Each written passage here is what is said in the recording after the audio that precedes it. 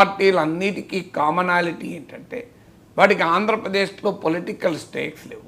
అదే సమయంలో వాళ్ళు బీజేపీకి వ్యతిరేకం. సో అందువల్ల ఇప్పుడు సమాజ్వాదీ పార్టీ, తృణమూల్ కాంగ్రెస్కు ఆయా రాష్ట్రాల్లో బీజేపీ ప్రధాన ప్రత్యర్థి, జార్ఖండ్ ముక్తి మోర్చాకు. సో ముస్లిం లీగ్ ఎలాగో బీజేపీని వ్యతిరేకిస్తుంది. అలాగే మీకు బీజేపీ తమకు ప్రత్యర్థిగా ఉన్న రాజకీయ నాయకులు మాత్రమే ఇక్కడికి వచ్చారు. అందువల్ల ఎందుకంటే ఇది బీజేపీ కూడా టీడీపీతో కలిసింది కనుక ఎన్డీఏను వ్యతిరేకించే పక్షాలు కనుక వచ్చాయి. అందువల్ల మీకు నాన్ ఎన్డీఏ, నాన్ ఇండియా కూటమి పక్షమైన బీఆర్ఎస్ రాలేదు, శిరోమణి అకాలీదళ్ రాలేదు, బిజు జనతాదళ్ రాలేదు. అందువల్ల ఈ రావడం అనేది క్లియర్గా అటు ఇండియా కూటమి నుంచి బహుశా ఒక లైన్ ఆఫ్ కమ్యూనికేషన్. జగన్మోహన్ రెడ్డికి కూడా తనకు దేశంలో ఏకాకి కాదు, తనకు కూడా సమర్థించేవారు ఉన్నారు అనేది ఆయన ఎస్టాబ్లిష్ చేసుకోవడానికి వీళ్ళు ఇన్వైట్ చేశారు. దాంతోపాటు బీజేపీకి కూడా ఒక సంకేతం పంపడం, అవసరం వస్తే నాకు కూడా ఆప్షన్స్ ఉన్నాయి, నేను ఇలాగే ఉండాలని లేదు. ఇప్పుడు ఎన్డీఏకు ఇష్యూ బేస్ సపోర్ట్ ఇస్తున్నారు. ఇష్యూ బేస్ సపోర్ట్ అంటే అది పేరుకే, అన్ని రకాల సపోర్టు బీజేపీకి ఇస్తున్నారు. సో బీజేపీకి మీరే కాదు నాకు ఆప్షన్, నాకు కూడా ఇంకో ఆప్షన్ ఉంది, నాకు ఇండియా కూటమి ఉంది అన్న సంకేతాన్ని కూడా బీజేపీకి అంటే రేపు జగన్మోహన్ రెడ్డి ఇండియా కూటమి వైపు వెళ్లకుండా చూడాలి అంటే ఆయన ఆ వైపు పైన ఒత్తిడి పెరగకూడదు, ఒత్తిడి తగ్గించాలని బీజేపీ ఏమైనా అనుకునే అవకాశం ఉంటుంది. అందువల్ల ఒక రకంగా బీజేపీకి కూడా సంకేతం పంపించారు. నార్మల్గా అయితే జగన్ ఇండియా కూటమిలో చేరాలి. ఎందుకు చేరాలి అంటే ఆంధ్రప్రదేశ్లో ఎన్డీఏ అధికారంలో ఉంది, ఇండియా కూటమి పార్టీలు ఏవి లేవు ఇక్కడ, కాంగ్రెస్ కానీ వామపక్షాలు కానీ బలహీనంగా ఉన్నాయి. నాన్ ఎన్డీఏ, నాన్ ఇండియా పార్టీలన్నీ బలహీనపడ్డాయి. మీరు గమనిస్తే వైఎస్ఆర్ కాంగ్రెస్, బిజు జనతాదళ్, ఏడీఎంకే, బీఆర్ఎస్, శిరోమణి అకాలీదళ్, ఈ 5 పార్టీలు కూడా నాన్ ఇండియా, నాన్ ఎన్డీఏ పార్టీలు, ఇవన్నీ కూడా వీక్ అయ్యాయి. మీరు గమనిస్తే ఎన్నికల్లో అంటే భారత రాజకీయాల్లో రోజు రోజుకు పోలరైజేషన్ అవుతున్నాయి. ఇండియా కూటమి వైపు లేదా ఎన్డీఏ, ఈ 2 కూటమిలో లేకపోతే ప్రజలు యాక్సెప్ట్ చేయడం లేదు.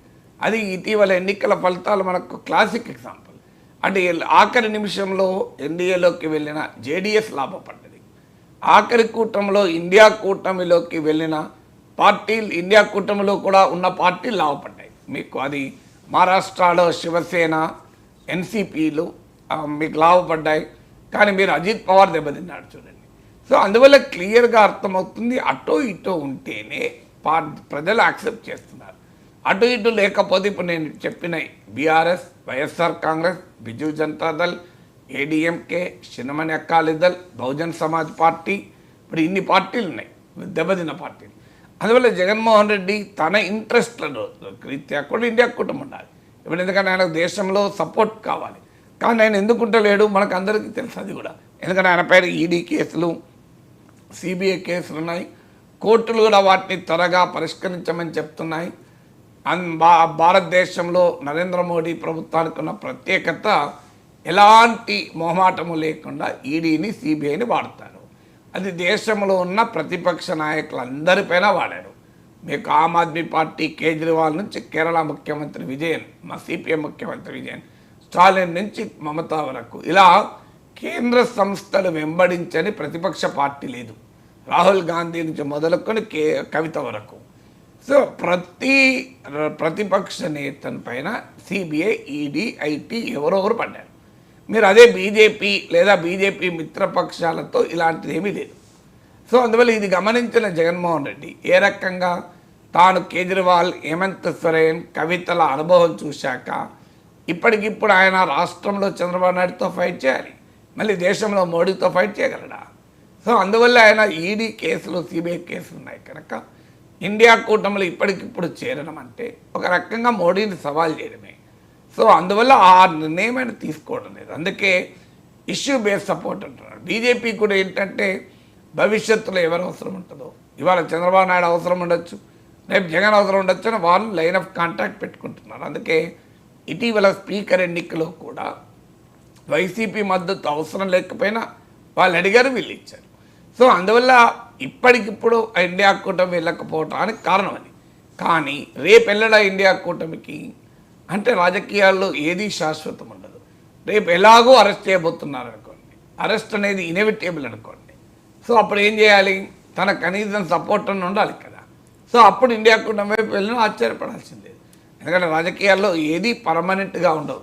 సో అందులో ప్రాంతీయ పార్టీలు ఈ కూటమి ఆ కూటమిలో ఎప్పుడు ఎక్కడైనా ఉండవచ్చు. ఇది చరిత్ర చెప్పిన సత్యం.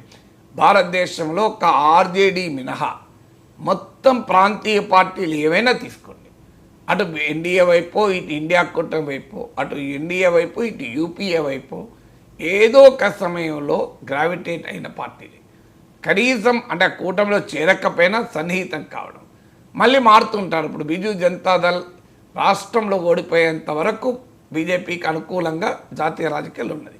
రాష్ట్రంలో తమ ప్రభుత్వం ఓడిపోయాక ఇప్పుడు ప్రతిపక్ష అవతారం ఎత్తింది.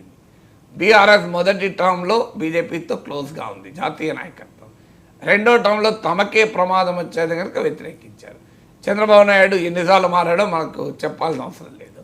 అందువల్ల రాజకీయాల్లో శాశ్వతంగా ప్రాంతీయ పార్టీలు అసలే ఉండవు. ఎందుకంటే వాటికి ఏమీ సైద్ధాంతిక భూమిక లేదు. అందువల్ల జగన్మోహన్ రెడ్డి ఇండియా కూటమి వైపు రాడు ఎట్టి పరిస్థితుల్లో అనే గ్యారంటీ ఎవరు ఇవ్వలేరు. ఎందుకంటే మనిషికి